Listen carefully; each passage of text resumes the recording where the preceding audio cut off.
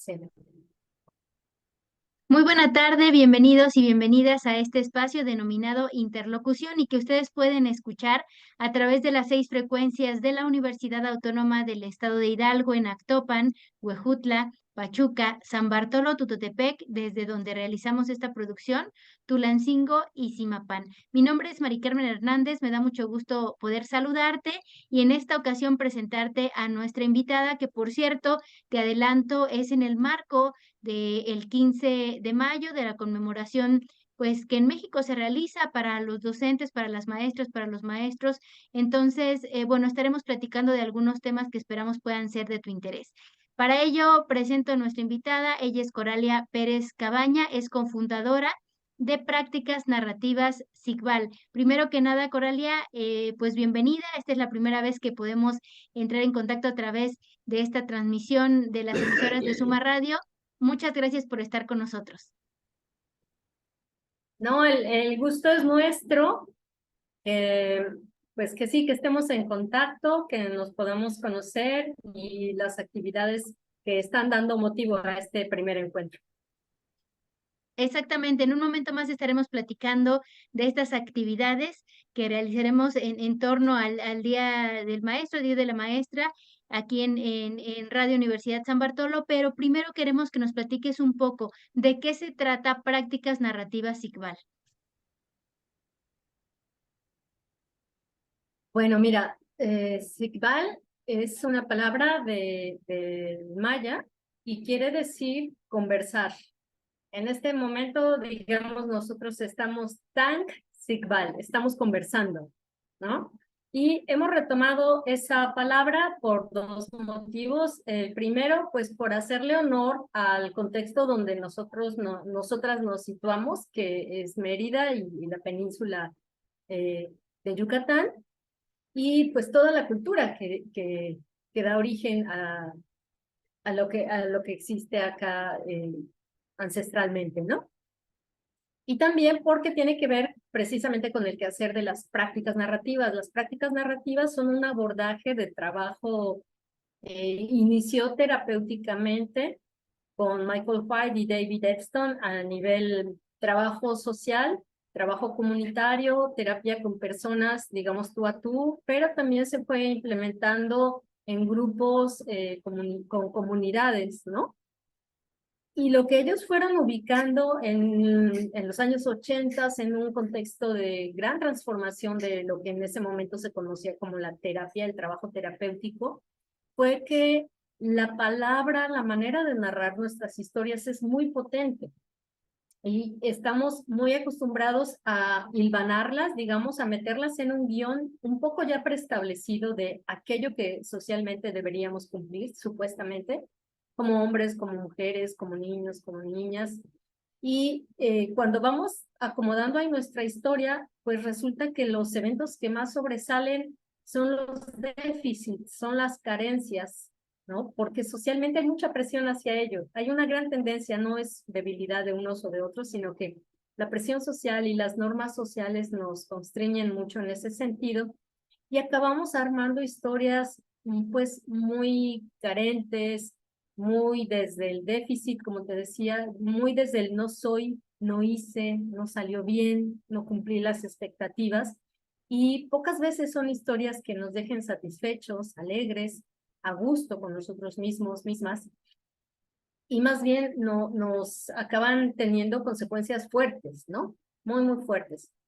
Y las prácticas narrativas que ellos desarrollaron fue justo meterse a esa manera de revisar cómo hemos contado nuestras historias a nivel individual o grupal y poner atención en algunos elementos que estaban quedando ahí abandonados en el rincón, sepultados por todas estas historias únicas y negativas, y decir, a ver, vamos a reconocer si las habilidades, los conocimientos, honremos a las personas que nos han acompañado, que nos han apoyado, que han dado mucho cariño hacia nosotros por lo que somos, sencillamente por lo que somos, sin cuestionarnos, sin juzgarnos.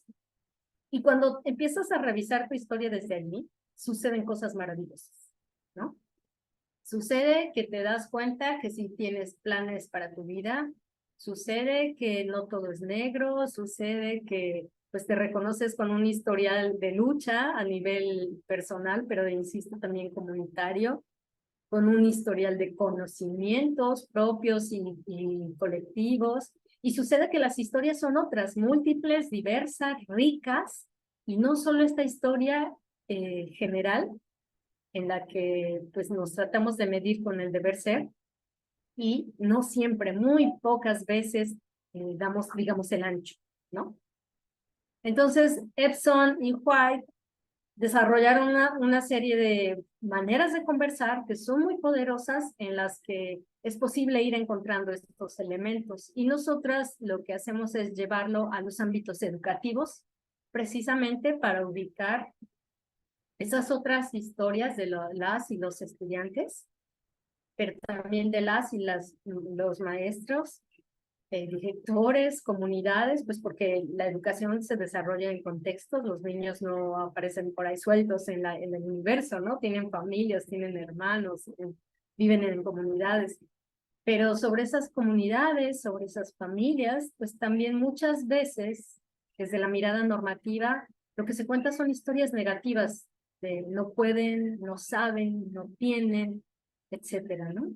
Y la escuela, en lugar de fortalecer nuestra identidad, va contribuyendo de una y de otra manera. Muchas veces, no quiero decir que irremediablemente suceda, pero sí un porcentaje muy alto, pues va contribuyendo a estas historias negativas y que nos apachurran, pongámoslo en esos términos coloquiales, ajá, en lugar de alentarnos a seguir en los esfuerzos por nuestras vidas. Y bueno, hasta aquí no sé, no quiero apabullar, y más bien, si no queda claro, por favor dímelo, María del Carmen. No, no, no, por supuesto que sí. Creo que además, pues con las personas que nos están escuchando en esta ocasión, pues lo que nos has hablado es, como tú bien lo has comentado, con términos muy coloquiales que incluso pues nos permite reflejarnos en este tipo de situaciones que, como tú dices, bueno, pues nos pasa, nos sucede y desafortunadamente justo en este tipo de estructuras que van más allá muchas veces de lo que tal vez nosotros podamos imaginar, bueno, pues nos trastocan y nos afectan, digamos que de esta manera, en el sentido que tú decías, que pues terminan siendo historias desalentadoras. Y ahora que tú lo decías, que lo llevan justamente a un área tan importante como es esta parte de el marco educativo, la docencia, em, ¿qué es lo que apunta o cuáles son, pues, esas objetivos que tiene Prácticas Narrativas, SICVAL con respecto justamente a la docencia? Que tú nos decías, bueno, pues tiene todo un contexto, incluso en donde nos encontramos, en este caso donde hacemos el día de hoy esta entrevista, que es, pues, una región comunitaria, una región incluso, pues, donde se habla la lengua materna, la lengua indígena, y que, como tú dices, en algunas ocasiones parece que está relacionada también, entonces, nuestra educación hacia la precariedad y no hacia ver esos puntos que muy importantes que tiene la educación en comunidad y en comunidades indígenas. Entonces, desde tu perspectiva, ¿cuál sería esta reflexión también en torno a esta fecha que se aproxima del Día del Maestro en torno a la educación en nuestro país? Fíjate que tu pregunta es sumamente atinada, porque algo de lo que nos enamora, y lo digo así en plural porque mi amiga, mi colega, mi compañera de equipo, Ana Lucia Llora Vázquez, que desafortunadamente hoy por cuestiones de salud no está aquí, pero y yo, que somos las cofundadoras de SICVAL, algo que nos ha enamorado es precisamente la capacidad en las prácticas narrativas, en el sentido de ayudarnos de manera muy sencilla y muy precisa para esto que se pone en el currículum actual de por ejemplo, la educación no colonizante, ajá, la educación que pone atención en las cuestiones de género, la educación que pone atención también en el medio ambiente, ajá, en el ser humano, pero en el medio ambiente no como mero escenario de su vida, sino como parte integral, mutua, ¿no? Uno en el ambiente y seres humanos. ¿Por qué? Porque las prácticas narrativas tienen un núcleo sensacional, que es una revisión del poder, del ejercicio del poder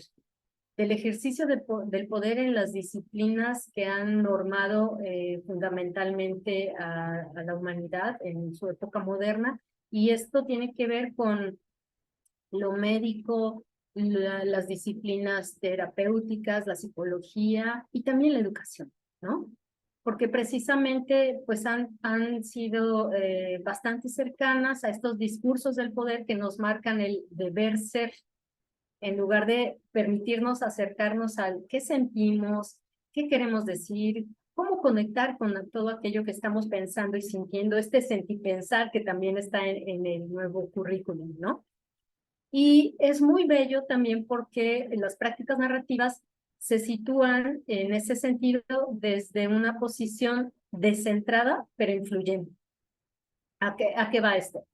La forma ordinaria y tradicional, inclusive me atrevería a pensar, de organizarnos a nivel familiar es desde el adultocentrismo, ¿no? Desde un grupo pequeño que tiene conocimiento y hace la toma de decisiones y que influye en el resto de esa comunidad, la que sea, ¿no? A nivel educativo ha sucedido igual.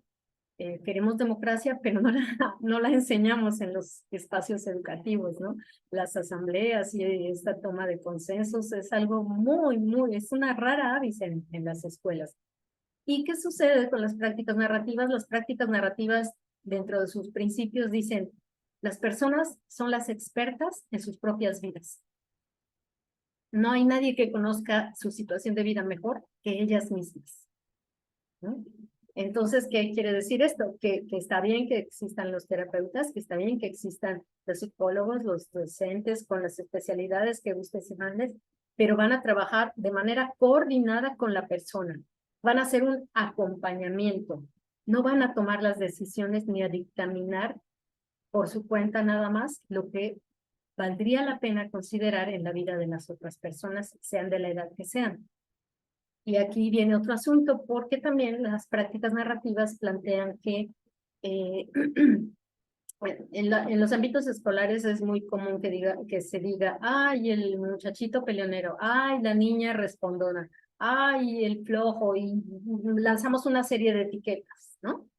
Que de pronto se acaban convirtiendo al paso del tiempo en la, comillas, en la identidad de esas personitas estudiantes, ¿no? En lugar de darnos chance de verdad para entender qué hay detrás de esa etiqueta que nosotros les hemos puesto, nosotros los adultos, pues ya nos relacionamos solo a partir de esa etiqueta y pensamos que efectivamente ese niño es el peleonero, que esa niña es la grosera, etcétera, etcétera, etcétera, ¿no? Y también con las neurodiversidades sucede eso, ¿no? Aquella niña es la TDAH, aquel niño es lo que gustes y mandes, ¿no? Y las prácticas narrativas lo que invitan es hacer un desprendimiento del problema, de lo que llamamos comúnmente el problema, y desprenderlo de la persona. De manera que si a X niño lo vemos como el peleonero, decimos, a ver, ese niño tiene una relación muy fuerte con actitudes violentas, actitudes agresivas, actitudes que hacen soltar manotazos. Ajá. Pero el niño es el niño. Y el problema de dar manotazos, de golpear, de dar puñetazos, es aparte. No es él en sí. No es la esencia de él. Vamos a revisar cuál es la relación que está allí. Y aquí han surgido cosas muy bellas también, ¿no? Dentro de las experiencias de Ana Lucia en el aula, por ejemplo, hay un chico que en una situación como esta que estoy relatando, de alguien caracterizado como peleonero, cuando se sientan a conversar con él desde las prácticas narrativas, se van enterando que se hace una invitación con los chicos y chicas para, si fuera un personaje, si fuera esta cosa que tú traes cargando, si fuera un personaje, lo caracterizas, ¿no? Alto, bajo, voz, color, qué sé yo. Y él acabó caracterizando a un personaje alto, fuerte, de tonos pues intensos, al que decía que era su mejor amigo y que no quería dejarlo en casa porque era el único amigo que él tenía. Cuando te pones a conversar con ese chico de esa manera, ya no es la misma relación de querer ir y regañotearlo, ¿no? Sino dices, ah, caray, pues tampoco le está pasando bien.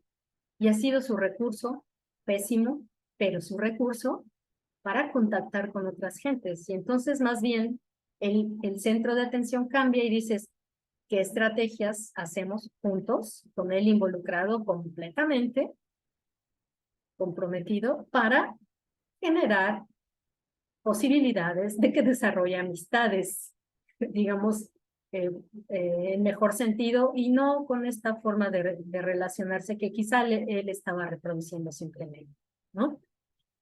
Y entonces, pero el niño dejó de ser el niño peleonero y su relación con la violencia quedó clara y él quedó por otro lado también claro con las múltiples posibilidades que había para él. En otro caso, en un salón había una situación de robo de cosas y se sabía quién era la persona que estaba sustrayendo las cosas. Pero se optó por trabajar también con las prácticas narrativas, con todo el grupo, y poco a poco se fue estableciendo como estrategia generada por los propios chicos y chicas que hubiera una caja donde dejar las cosas, si alguien se las encontraba casualmente, y taparse los oídos. En este caso describieron al problema como una mujer alta y bonita con una voz muy dulce que les decía al oído, llévatelo, llévatelo, tú no lo tienes. Ajá. Y entonces cuando ellos y ellas decidieron taparse los oídos para no atender a esta voz que los encantaba, poco a poco se fue regulando la situación, dejaron de haber robos y la persona que en realidad tenía pues el historial, sí, de sustraer las cosas, no fue necesario evidenciarla, no fue necesario recurrir a estos mecanismos punitivos de exhibición y de tanto dolor y de exclusión social, ¿no?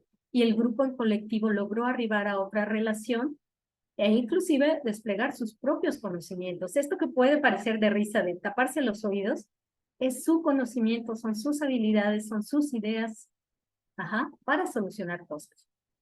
Y es muy distinto saber que pasaste por una situación así, desde lo que tú propusiste a que, bueno, seguiste la receta, por decir algo, las indicaciones que otro desde fuera te puso, ¿no?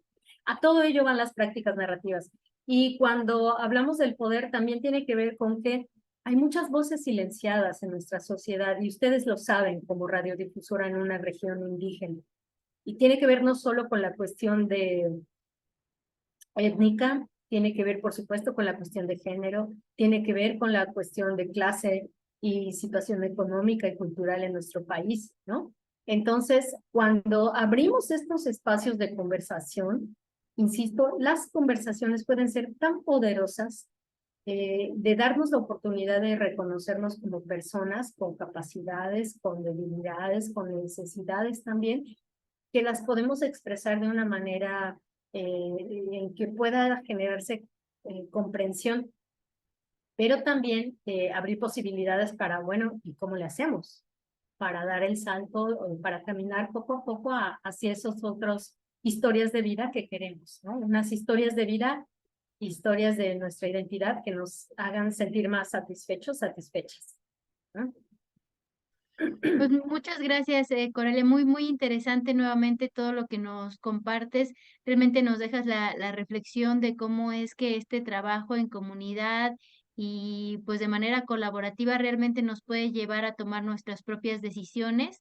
No solamente como adultos, sino de lo que hablabas, de que pues nuestras infancias también pues sean reconocidas con todas estas características que tienen y con todas estas herramientas que incluso ellos tienen mucho mejor que nosotros para solucionar conflictos, ¿no? Como el que nos comentabas. Entonces, lo que decía, si al final queremos una sociedad que sepa de democracia o que sepa de resolución de conflictos o que sepa de, pues, cómo algunos otros valores, Bueno, pues sin duda, pues desde pequeños es la mejor manera de empezarlos a llevar a la práctica y bueno, pues agradecemos que nos compartas pues todo este proyecto que ustedes están realizando de manera general para nuestra sociedad, pero sobre todo enfocada a esta área educativa. Y por